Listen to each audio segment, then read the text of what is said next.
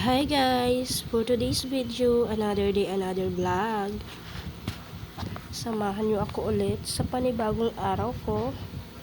Papasok na naman po tayo sa work ko. Sa mga hindi po nakakaalam, sa Basay proper lang din po ako nagwo-work guys. Nagbabantay po ako ng tindahan. Araw-araw po to, nagbabiyahe po ako mula Lunes hanggang Biyernes. Pag Sabado at Linggo po, off ko naman. As usual, ito po yung daily routine ko. Bubukas po dito ng tindahan. Hindi naman nakakapagod yung trabaho po dito guys. Kasi sa umaga lang naman, maglilinis-linis lang ako. Pagkatapos po dyan, nakaupo na po ako maghapon. Minsan nga, naboboard na lang ako sa kakaupo. Pero, okay lang naman. Pasensya na nga po pala guys sa boses ko ha. Hindi pa gumagaling ako sa sipon at ubo ko. Pagtsagaan nyo na lang muna kung ganito yung boses ko. At mabalik na tayo dito guys sa aking video.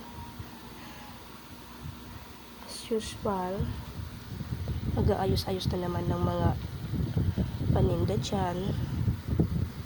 At dito, nagwawalis-walis na ako. Tapos makikita nyo dyan guys, nasira ko pala yung walis takbo. Tawag-tawa talaga ako dyan. Mabuti na lang may nagbigay ulit ng bagong walis tambo dyan, no? Laki na, ang lapad pa.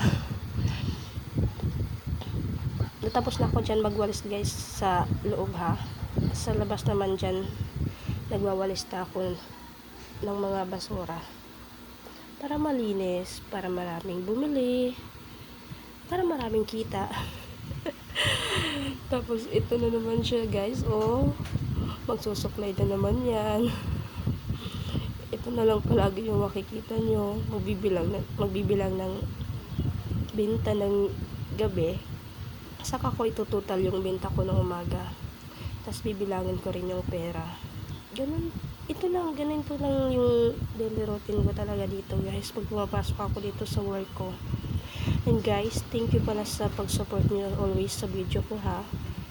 And pasensya na kung ganito yung boses ko. Thank you for watching. Bye!